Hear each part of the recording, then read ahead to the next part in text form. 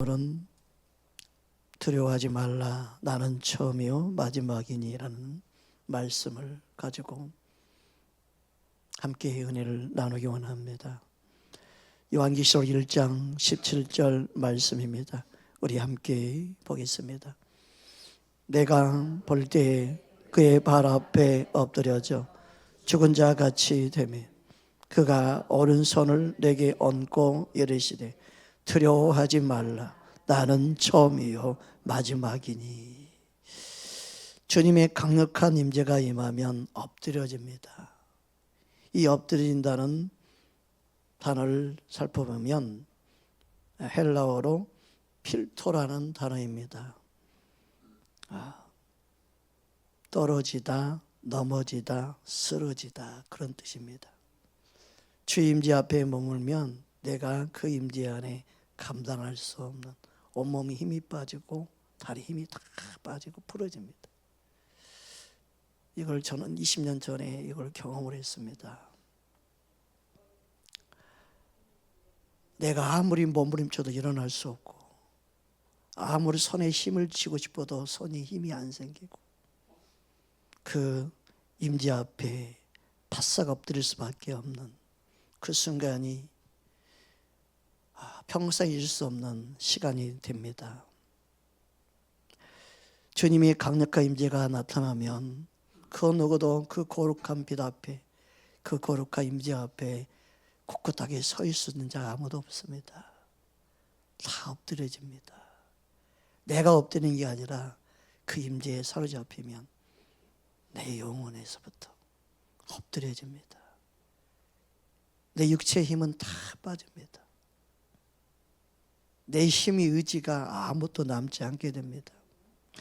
우리는 주님의 임재를 사모할 때 그 임재가 얼마나 강력한지 내 생각과 내 마음이 사라지고 오직 주님이 사로잡은 그 순간이 얼마나 행복한지 모릅니다. 주님의 임재가 우리 안에 더 충만하게 나타나기 원합니다. 여러분이 주의 임재를 더 경험하는 개인적인 그 은혜를 여러분이 누릴 수 있기를 주님을 축복합니다. 그 임재를 경험하게 되면 그때 나는 이미 죽었음을 깨닫게 되고 나는 내 안에 이제 내가 아니고 주님이 사시는구나 이것을 진짜 알게 됩니다. 여러분의 임재 가운데 거하는 그 기쁨이 여러분을 새로운 사람으로 새로운 인생으로 바꾸게 합니다. 에스겔 1장 28절 보면은 그 임재를 에스겔 선지자도 경험했음을 알 수 있습니다. 에스겔 1장 28절 말씀입니다. 그 사방 강체의 모양은 비 오는 날 구름에 있는 무지개 같으니 이는 여호와의 영광의 형체의 모양이라. 내가 보고 엎드려져 말씀하신 이의 음성이 들으니라. 주의 임재에 사로잡히면 내 생각은 없어지고 주님이 사로잡아주는 그 순간 주의 음성만 들리게 됩니다. 거기에는 갈등도 없습니다. 내가 이럴까 저럴까 하는 그런 불안한 마음도 없어집니다. 주의 임재에 압도당하면 주님만 보이고 주님의 음성만 듣게 됩니다. 이러한 임재 가운데 거하는 것은 정말 특별한 하나님의 은총이요 은혜입니다. 그래서 주님의 임재가 있으면 그 임재 가운데 주의 음성이 들립니다. 에스겔 선지자는 그 주의 음성을 듣게 됩니다. 에스겔 2장 8절 9절에 다음과 같이 말씀하고 있습니다. 함께 보겠습니다.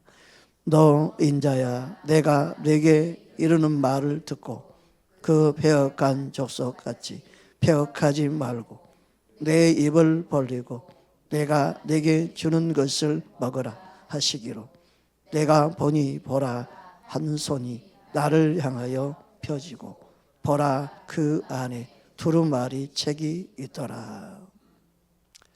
주님의 음성을 바르게 듣게 되면 주의 말씀을 먹게 만드는 거예요. 먹어야만이 내 입에 말을 두어서 하나님이 원하는 메신저가 될 수 있는 거예요.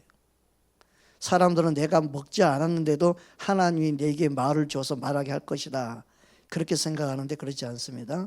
주님의 음성이 들으면 하나님 말씀이 검을 붙잡게 합니다. 먹은 게 나오게 됩니다.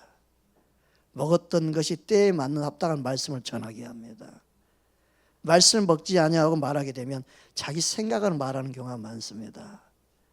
이거를 분별 못하는 사람이 너무너무 많아요. 그래서 은사자들이 잘못 쓰임받는 게 뭐냐, 자기 생각을 말해버리는 거예요.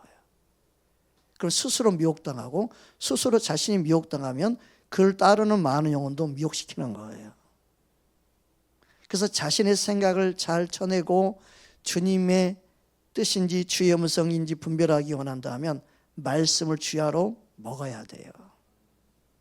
그 먹은 말씀을 성령을 통하여 합당한 말씀을, 그 시에 합당한 말씀을 풀어내고 주님이 말씀 음성을 바르게 듣고 따르게 되는 거예요. 할렐루야. 그걸 경험하지 않고는 잘못 가는 거예요. 앞뒤가 바뀌는 거예요, 자꾸만. 네. 그래서 우리는 주님 앞에서 주의 임재를 갈망하는 이유는요, 바른 주의 음성을 듣기 위함이에요. 바른 주님의 뜻을 알기 위함이에요. 그냥 임재 안에 머무는 거 끝나면 안 돼요. 임재가 우리 안에 주어진 이유는, 그 임재는요, 우리 육신의 생각이 싹 사라지는 거예요. 세상을 바라볼 때 시선도 싹 다 감기는 거예요. 오직 내 앞에 주님만 느끼고 주님만 보이고 주의 음성만 듣는 시간이 되는 거예요. 할렐루야. 그게 하나님의 사람들에게 나타나셨던 주님의 방법이에요. 근데 오늘날은 그게 없다고 말하는 것은 뭐예요? 자신이 경험하지 못해서 그런 거고, 말씀을 바르게 보지 못해서 그것을 말하지 못하는 거예요. 우리는요, 주님의 말씀을 듣고 깨달을 때 그 말씀이 내 안에 있으므로 그 말씀을 전하는 자가 될 수 있는 것입니다. 에스겔 3장 4절 5절 말씀 보겠습니다. 함께 합독합니다. 내가 또 내게 이르시되, 인자야, 이스라엘 족속에게 가서 내 말로 그들에게 고하라. 너는 언어로 다르거나 말이 어려운 백성에게 보내는 것이 아니요 이스라엘 족속에게 보내는 것이라. 아멘. 하나님이 보낼 때는요, 내하고 통할 수 있는 사람에게 보내요. 내가 외국어를 못하는데 외국 나라를 무조건 보내는 게 아니에요. 준비시켜서, 그래서 하나님이 메신저가 되기 원한다면, 선교사로 파송되기 원한다면 그 나라 언어를 배우게 하죠. 그래서 같은 언어를 쓸 수 있을 때 보내는 거죠. 또 그 나라 가서 언어를 배우는 시간을 갖게 만들죠. 함께 살면서 배울 수 있는 게 가장 좋은 방법이니까 배우는 시간이 필요해요. 그 전에 하나님 말씀을 먹고, 그리고 그 나라에 가서 그 나라의 언어로 말씀을 전하기 원하시죠. 믿으십니까? 그래서 모든 것이요, 하나님의 쓰임받는 동기나 또 목적이나 모든 되어져가는 과정이 말씀이 근거해서 말하고 행할 때는 흔들림이 없는데, 자꾸 이 사람 저 사람 말 들으니까 이게 먼저인지 저게 먼저인지 그냥 갈팡질팡하는 사람 너무너무 많은 거예요. 여러분, 우리 말씀이 빛이 우리에게 비춰져서 주님이 이끄시고 인도하신 그 은혜를 경험할 수 있기를 주 이름으로 축복합니다. 그래서 주님의 임재에는 주의 음성이 있고, 그 음성 안에는 사명 부르심이 있는 거예요. 할렐루야. 그 주 앞에 엎드린다는 것은 정말 내 육신이 죽는 것을 경험하는 순간이기도 해요. 그래서 자기를 부인해야만 자기 십자가를, 주님의 십자가를 지고 주님을 따를 수 있는 거죠. 항상 주의 임재는 나를 죽는 시간이고 죽이는 시간이고, 그리고 죽었음을 선언하는 시간이 돼야 돼요. 믿으십니까? 그거 너무너무 중요합니다.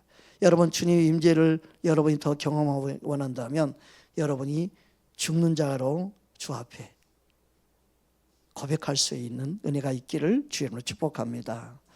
요한계시록 1장 17절을 다시 한번 보겠습니다. 함께 합독합니다. 내가 볼 때 그의 발 앞에 엎드려져 죽은 자 같이 되며 그가 오른손을 내게 얹고 이르시되 두려워하지 말라. 나는 처음이요 마지막이니. 여기서 죽은 자 같이, 이 죽은 자 같이는 죽은 자 시체같이 그 뜻이에요. 그냥 시체처럼. 그 주님 임재가 강하게 움직이면요, 완전히 딱 뻗어버리네. 완전히 내가 내 힘으로 손 하나 까딱이 안 되더라니까요. 그러니까 처음에는 막 내 생각이 막 내 안에서 싸우죠. 아유, 주님 창피하기 뭐예요? 이게 누워서 이게 지금 뭐 하시는 거예요? 막 내 생각이 막 들어오는데 점점점 그게 생각이, 주 임재가 점점 깊어질수록 내 생각이 싹 다 벗어지는 거예요. 그리고 항복이 돼요. 그리고 주님의 말씀이, 주님의 음성이 막 들리는 거예요. 근데 나 의지와 상관없이 회개의 눈물만 나고, 주님의 죄송의 눈물이 나고, 그 사랑이 압도당하면 나갈수록 감격의 눈물이 나고, 그 거룩함 앞에 완전히 압도당하는 순간이 됐지요. 여러분, 우리는 주님 앞에 머물 때 내 육신이 죽는 순간이 되어야 합니다.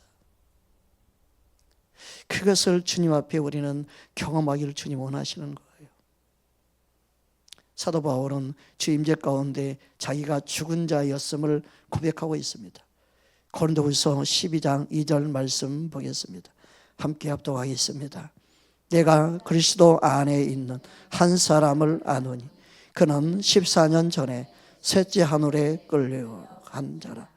그가 몸 안에 있었는지 몸 밖에 있었는지 나는 모르거니와 하나님은 아시느니라. 내 영혼이 내 몸 밖에 빠져나오면 실은 죽은 거죠. 근데 이 영적인 세계는 죽은, 살았는지 모르는 순간이 주님이 압도되어져서 하나님만 그 시간을 아는 거예요. 제일 강력한 임재. 이러한 임재를 경험한 사람만이 진짜 겸손해질 수 있어요. 안 그러면 육신이 시퍼렇게 살아가지고 조금만 역사가 일어나도 자기가 아는 것이고 하나님이 일하심을 드러내는 게 아니고 자기 왈, 자기 생각, 자기 주장. 여러분, 우리는 주님만을 드러낼 수 있기를 원합니다. 그래서 그의 고백이 참 놀라운 게 뭐냐면, 사도 바울의 고백이 놀라운 거냐면, 여러 가지 계시를 받았으므로 육신이 자만해질까 봐 하나님은 그에게 영적인 완전 잔치를 주셨어요. 그게 뭐예요? 사탄의 가시. 여러분, 은혜를 받아서 교만해질까 봐 교만하지 않도록 사탄의 가시를 주는 경우가 있어요. 믿음 생활을 잘해도 그 가시가요 딱 맞고요, 믿음 생활을 못해도 가시가요 괴롭히고요. 참, 그래서 항상 예수님 안에 머물게 하는 게 가시 역할이에요. 여러분, 은혜 받아도 가시가 난리예요.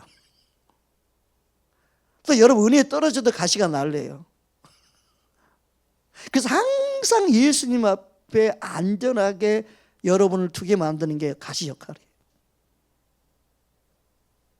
여러분 삶 속에 가시가 있고 가시 역할을 하는 사람이 있다는 것이 여러분 감사하기 바랍니다. 옆서 인사합시다. 가시 역할을 옆에 두어서 감사합니다.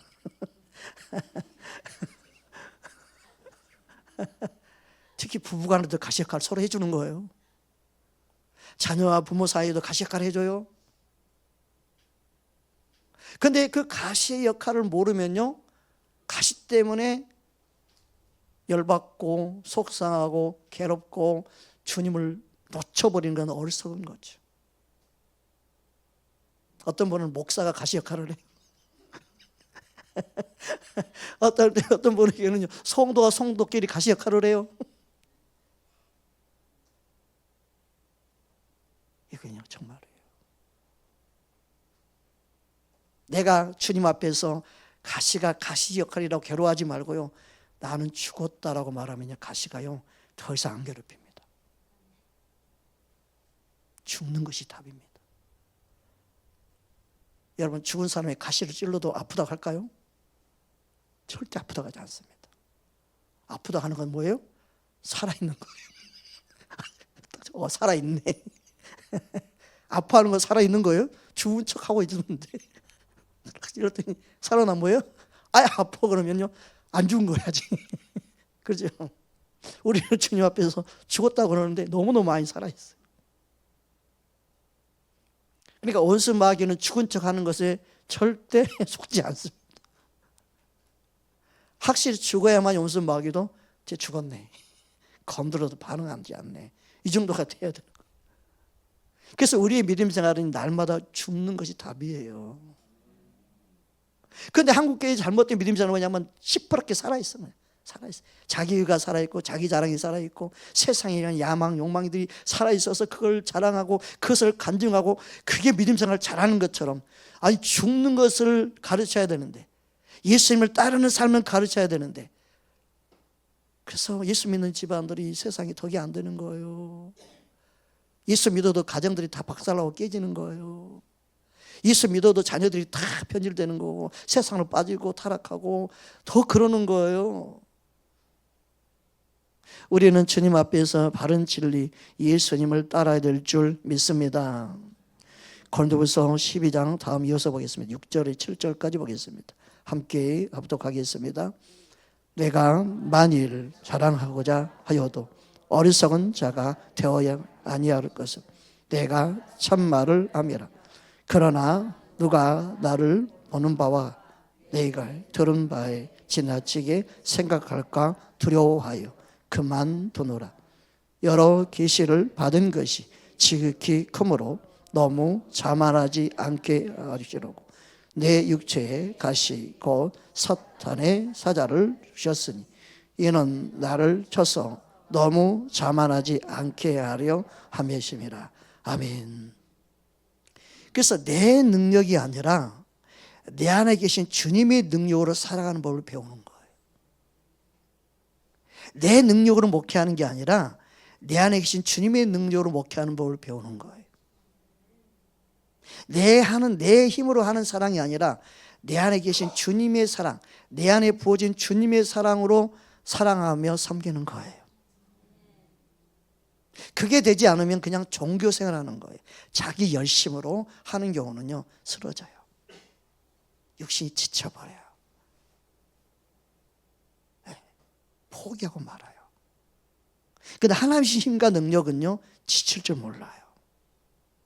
날마다 주님이 샘을 부어주셔요. 그리고 기쁨이 넘쳐요. 감사가 넘쳐요. 그러니까 무조건 열심인데 그 열심이 주님으로부터 힘과 능력으로 주신 힘으로 하는 그 열심인가 자기 의로 하는 열심인가 이게 다르죠. 무조건 다 감싸가지고 주의 일 하지 마라, 봉사하지 마라, 충성하지 마라 그렇게 말해도 안 되는 거고 그래서 충성은 성령의 열매잖아요. 할렐루야. 이걸 말씀으로 잘 분별해줘서 진리만을 갖고 진리만을 의지하고 진리 따라 행하게 만들어줘야만이 믿음 생활이 힘들지 않는데, 이 말씀 들으면 열심히 내면 안 될 것 같고 이 말씀 들으면 열심히 내야 될 것 같고 주의 일을 충성해야 되나 말아야 되나 교회에 헌신해야 되나 말아야 되나 이런 갈등이 있는 성도도 너무너무 많더라고요. 제가 상담을 해보면요 너무너무 많아요. 너무너무 많아요. 또 사역자 가운데요 그런 갈등이 있어요. 어떤 걸 어떻게 가르쳐야 할지 모르겠대. 본인도 막 헷갈려요. 여러분 주님을 만나게 되면 목마름이 없다는 그 말은 어떤 거예요? 우리는 주님을 목말라야 되는데 그 목마름이 없다는 건 세상을 향한 목마름이 없어지는 거죠. 사마리아 여인에게 말씀하신 그 목마름, 예수님이 누군지 알았다면 그 목마름이 해결할 수 있는 주님께 구하였을 것이다. 주님을 만났을 때는 세상적인 목마름은 사라지는 거예요. 믿으십니까? 그래서 우리는 영적인 주님을 향한 갈망이 우리 안에 생기는 건 당연한 거예요. 영적인 갈망이 생기는 건 당연한 거예요. 믿으십니까? 주님을 향한 갈망도 없어진다고 말하는 것은 또 이거는 손을 넘는 거죠. 이거 답답해요. 나는 말씀을 혼으로 해석하니 육으로 해석하고 영으로 해석할 것을 육신으로 해석해버리고. 주님께 물어서 주의 음성을 듣고 정확하게 알든가. 혼란스러워요 성도들이 다. 어떤 분은 그걸 또 잘못 또 인용하고 해석해서 주님 만나면 목마르게 온다고 그러는데 이게 목말라 하냐, 그거 잘못된 거 아니냐, 왜 그렇게 기도하러 다니냐, 이거 뭐 앞뒤도 안 맞는 말을 본인이 뭔지도 모르고 지금 하고 있다는 걸 모르고 말하는 사람도 있어요. 그러니 그런 말씀을 듣고 다른 성도들은 얼마나 엉터리로 신앙생활 하겠어요. 우리는 하나님 말씀을 먹고 사는 자인 줄 믿습니다. 우리는 예수님의 생수를 먹어야 사는 자인 줄 믿습니다. 세상에 목마른 건 상관없는, 육신에 목마른 건 상관없는 진짜 자유가 임하는 거죠. 할렐루야. 그 은혜를 주님이 우리에게 맛보기 원하시는 거예요. 여러분, 우리는 주님이 주시는 그 은혜를 붙잡기 원합니다. 그래서 주님의 능력은 내가 약할 때 드러나죠. 내 육신이 주님 앞에 내어드릴 때, 내 육신이 주님 앞에 맡겨드릴 때, 십자가 함께 죽었음을 선언하고 말할 때 주님이 내 안에 살아 역사하는 겁니다. 할렐루야. 고린도후서 12장 8절 9절 이어서 보겠습니다. 함께 합독합니다. 이것이 내게서 떠나가게 하기 위하여 내가 3번 주께 간구하였더니 나에게 이르시기를 내 은혜가 내게 족하도다. 이는 내 능력이 약한 데서 온전하여 짐이라 하신지라. 그러므로 도리어 크게 기뻐함으로 나의 여러 약한 것들에 대하여 자랑하리니 이는 그리스도의 능력이 내게 머물게 하려 함이라. 아멘. 어떤 분이 저게 그런 기도 제목을 나눈 적이 있어요. 부교생활 할 때 내 남편이 좀 바꿔주기 위해서 기도 좀 부탁합니다. 그런데 주님이 그런 감동을 주셨어요. 그에게 그 남편이 가시로 쓰임받고 있단다. 그래서 그 다음 만났을 때 남편에 대해서 물어봤어요. 어떤 분인지. 근데 자기를 너무너무 힘들게 한다는 거예요. 너무너무 힘들게 해. 교회를 안 가면 안 간다고 힘들게 하고, 믿음생활 어떻게 그렇게 하냐 하면 힘들게 하고. 그래가지고 진짜 가시네. 가시구나. 게으르고 나태하지 못하게 만드는 거예요. 어머. 또 그러면 또 열받아가지고 기도원 들어간대. 기도원 들어가지고 맨날 며칠을 또 살다가 와버린대. 그러니까 어떻게 해요? 너무 또 지나치니까 또 핍박하고. 그러니까 본인만 모르는 거야. 본인만 모르는 거야. 믿음 생활이 뭐예요? 그냥 올라갔다 내려갔다 올라갔다 내려갔다. 여러분, 진리는 꾸준한 거예요. 말씀은 그냥 꾸준한 거예요. 삶 속에서 내가 죽는 자는 말이 없는 거예요. 그냥 받아들이는 거예요. 남편 때문에 힘들어서 기도하는데 결국은 그가 아버지의 마음을 알게 되고 주님의 뜻을 알게 됐죠. 그러면 가시로 쓰임받던 그 가시가 이제 불쌍히 여기게 되고 사랑할 마음이 생기고 긍휼히 여기는 마음이 생기고 품게 되면 자기도 살고 남편도 이제 사는 역사가 일어나는 거예요. 근데 하나님 일하심을 모르면 어떻게 해요? 그냥 왼수로 사는 거죠. 왼수로 사는 거예요. 더 나가서 남처럼 살고 나중에 이혼하는 거예요. 여러분, 우리는 주님의 마음을 알아야 돼요.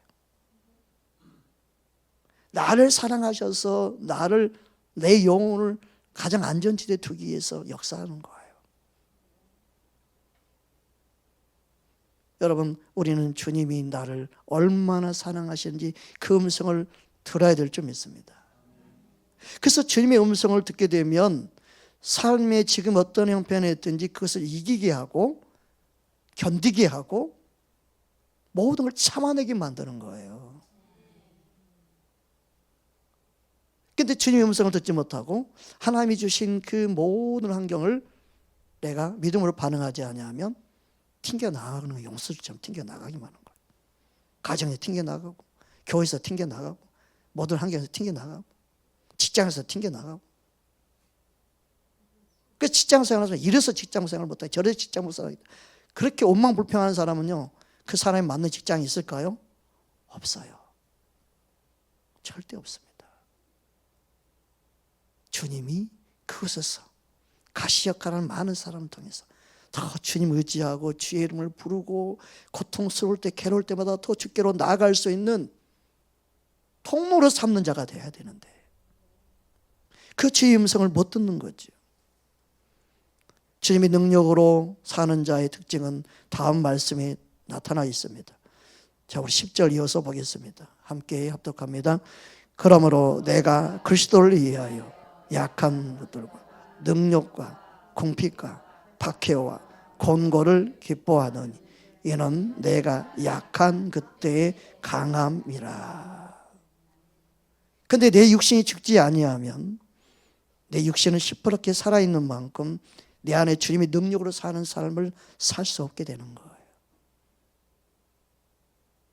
자존심 상함이 견디지 못하게 되고 나를 건들면 폭발할 수밖에 없고 누구도 예수를 믿어도 저 사람 무서운 사람이야 라고 함부로 대하지 못하는 가까이 하긴 먼 그대가 되어버리죠.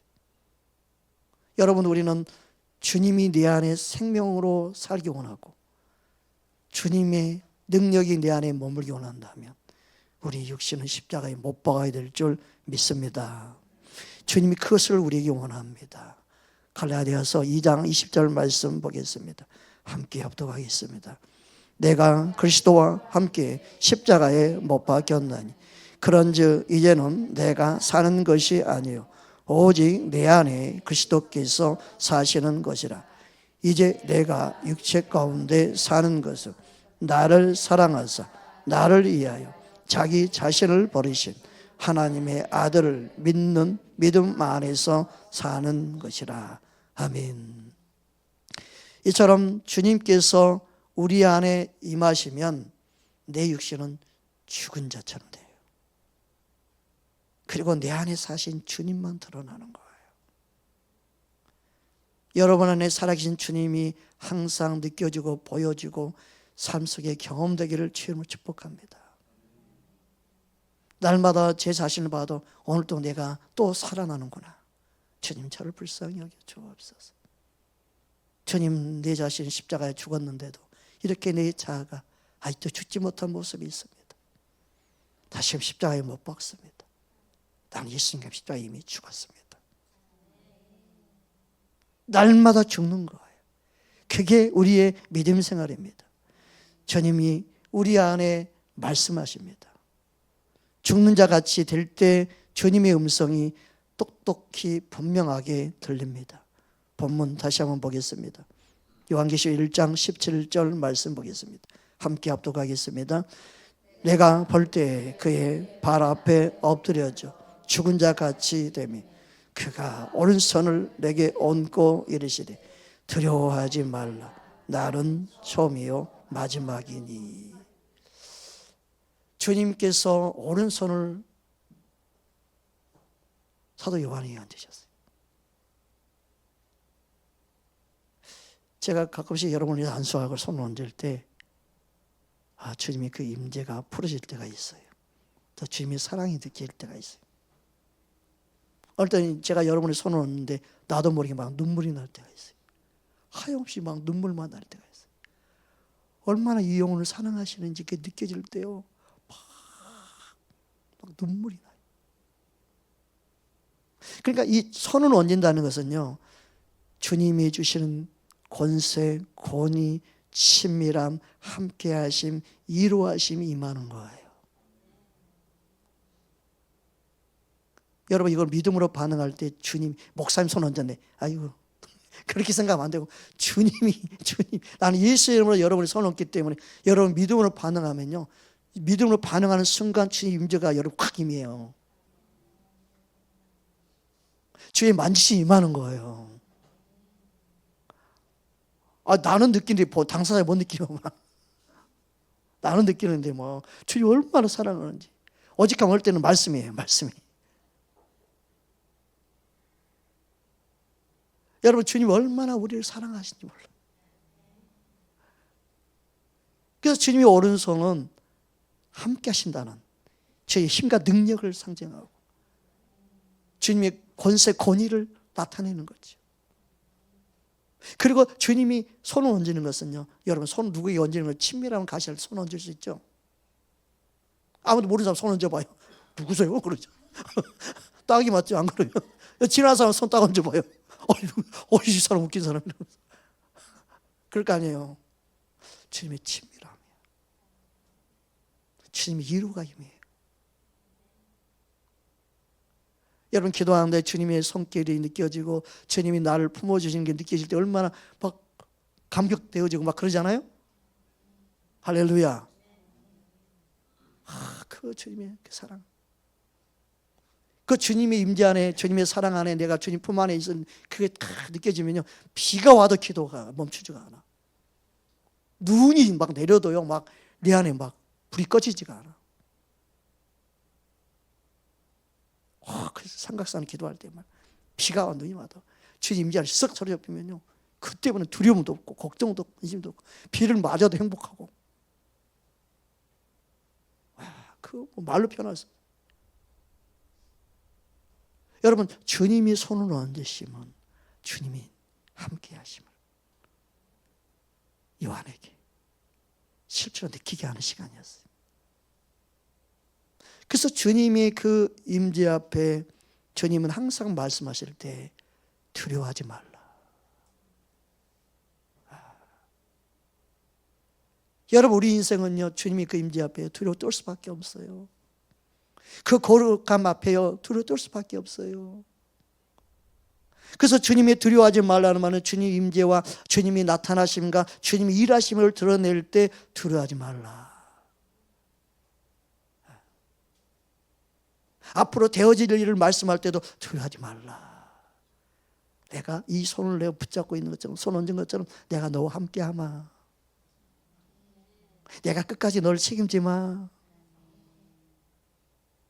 그래서 오직 갔으면 모든 일의 시작과 마지막이 된다. 인류 역사의 시작과 마지막도 하나님이에요. 여러분 주님이 시작이요 마지막이에요. 예수님이 시작이요 마지막입니다. 예수님은 구원의 시작이요 구원의 마지막이 됩니다. 우리 인생의 시작과 마지막도 우리 예수님 뿐입니다. 그분이 말씀하는 거예요. 두려워하지 말라. 너의 인생에, 너의 삶에 너희 계시하는 내가 너희 인생도 마지막까지 책임진다. 여러분 요한계시록을 보기 전에 먼저 사도 요한에게 주님이 이렇게 말씀하시는 의미와 이 사랑을 붙잡아야만이 말씀이 두렵지 않는 거예요. 어떤 계시적인 말씀도 두려워 떨라고 말씀한 게 아니라 내가 너와 함께하기 때문에 두려워할 필요가 없다. 그 사랑의 음성으로 듣고 요한계시록을 부르고 요한계시록을 대해야 되는데, 이 주님의 사랑의 음성은, 그 사랑은, 언제나 그 사랑은 두려움을 내쫓는다고 말씀하셨는데, 이 사랑이 사라지지 않은 상태에서 말씀을 보면 두려워 떨어요.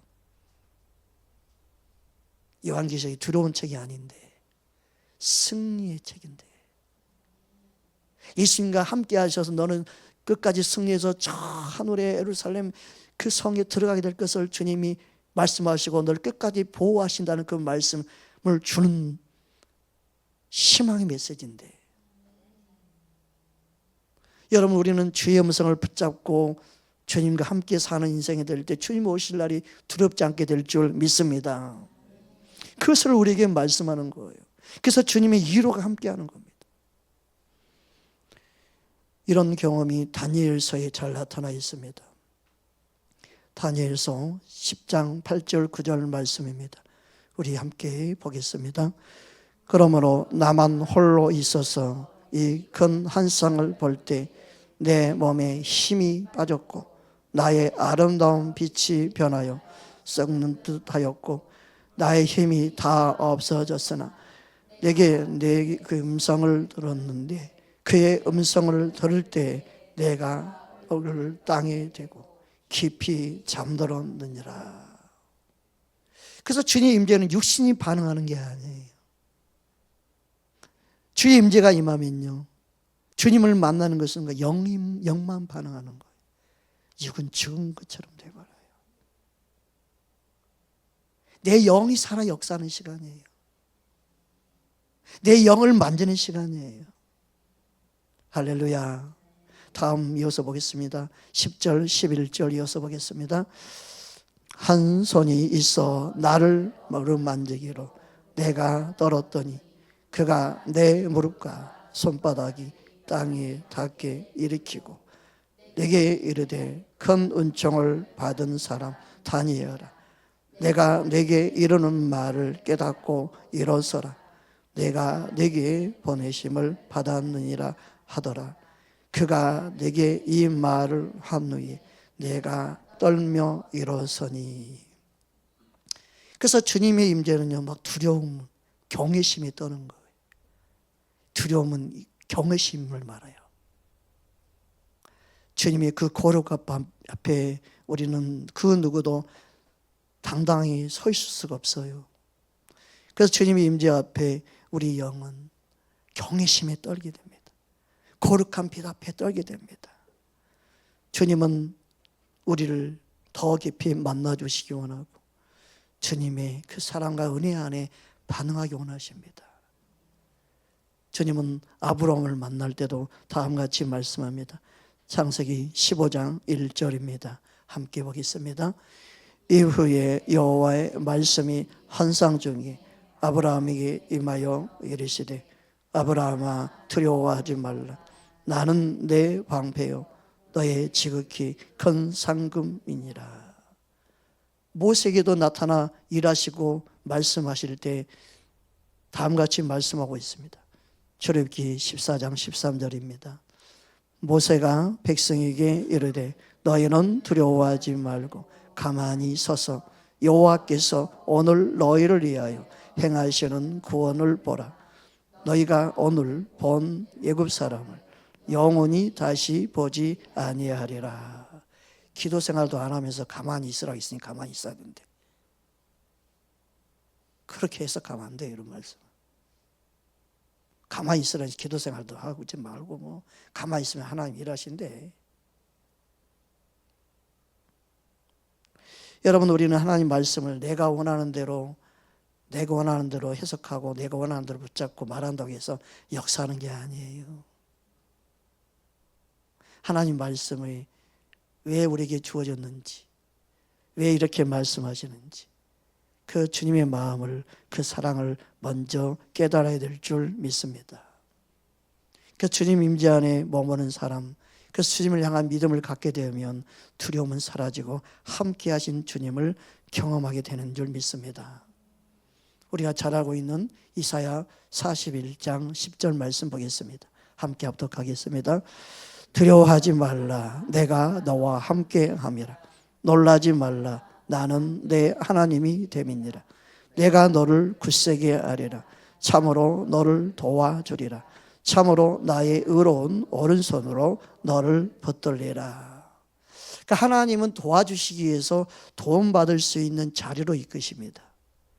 도움받을 수 있는 주님과 관계를 회복하는 자리로 이끄십니다. 그래서 영적인 관계를 바로 세우기 원하십니다. 그런데 우리는 내가 도움받으면 하나님 나를 도와주시면 내가 주께로 갈게요. 그게 우리의 생각이고요. 하나님은요 도움받을 수 있는 위치와 환경으로 이끄십니다. 사랑하시기 때문에. 그래서 내 영혼이 잘 되어서 주님과 바른 관계에 세워지면 범사가 잘 되고 강건한 복이 임하게 하시는 거예요. 그래서 우리는 주님의 부르심과 인도하심을 우리는 믿어야 되죠. 사람을 통해 만나게 하시고 인도하신 그 주님의 이끄심을 우리는 반응해야 돼요. 그러면 하나님이 더 선한 길로 인도하시는 그 은혜를 경험하게 되지요. 여러분 하나님의 인도하심을 예민하지 않기를 주의 이름으로 축복합니다. 주님의 인도하심은 놀라워요. 정말 놀라워요. 저는 여러분들 상대할 때마다 생각할 때마다 너무 놀라워요. 왜냐하면 주님이 말씀하신 게 항상 생각나요. 내가 보낼 거다. 아니 지하에 누가 와요? 요즘 요즘 지하 교회 안 해요 주님. 내가 주님을 설득시키고 있었어요. 주님 아시잖아. 요즘 지하에 교회요 성도 없어요. 요즘 좀 세련된 장소 있잖아요. 좀 2층 3층 좀 올라다니기 편하고 그런 장소 있죠. 좀만 안 그러면 엘리베이터 있어야 돼요. 내가 내 영에서 주님께 그러고 이야기하고 있더라. 내가 보낸다니까. 여러분 주님이 보내서 온 거예요. 그 주님 보낸다고 기대를 했거든요. 근데 누가 온 줄 아냐 처음에? 노숙자가 왔어. 노숙자가 왔어. 주님 보낸다고 그러더니 노숙자를 보내셨네요. 잘 섬겨라. 그래서 열심히 섬겼잖아요. 노숙자 섬겨줬더니 그 다음에 노모 그 남자분은 자기가 하나님의 마지막 때에 감람나무래. 완전히 혼탁해도 보통 혼탁해. 그분을 보내가지고 또 열심히 나를 훈련시켰어요. 매일매일 여기다가 A4 용지에다가 목사님 답을 요청합니다. 문제를 갖다가 어디서 이렇게 베꼈냐고 물어보면요, 인터넷에서 베꼈대. 자기가 쓴 게 아니야. 보니까 내용 보니까 이상한 걸 베껴놓은 거예요. 답을 주시죠. 그게 하나님 또 그 영혼 살려야 되니까 주여 하면서. 근데 그분이 갈 때 목사님 같으면 처음 만났다고. 다른 목사님들 만난 그동안 목사님들 조인트 까고 따게 치고 빨리 가 그러면서 쫓아냈는데 한 번도 그런 적이 없고 그냥 물어보는데 답 다 해주고 너무 감사하다고. 근데 주님이 그 영혼을 언젠가는 변화시켜서 쓰기 원하는 그 주님의 마음이 계셨어요. 그렇게 혼탁하고 아직도 어둠에 사로잡혀 있지만 그 영혼을 향한 주님의 사랑이 느껴졌어요. 너라도 내 마음을 가지고 내 마음을 잘 전달해 주기 원한다. 그래서 내가 그 영혼을 사랑으로 대할 수 있었던 거지 내 힘으로는 불가능한 거예요. 그래서 우리는 주의 음성을 들어야만이 주님의 뜻을 이루어드릴 수 있는 거예요. 할렐루야. 자꾸 내 생각을 가면요 아무것도 못해요. 그래서 주님 임재 안에 머무는 이유는 내 생각을 버리고 주님 말씀하시옵소서 내가 듣겠나이다. 그래서 주의 음성을 듣는 그 자리로 나아가야 되는 거죠. 그 은혜가 우리 모두에게 있기를 주의 이름으로 축복합니다. 그래서 주님의 그 친밀함을 이 사도 요한에게 나타내시는 머리에 주님이 손을 얹을 때 그 손길이 얼마나 부드럽겠어요. 얼마나 사랑이 임했겠어요. 얼마나 그 임재가 얼마나 행복했겠습니까? 그런 게 안 느껴지나요?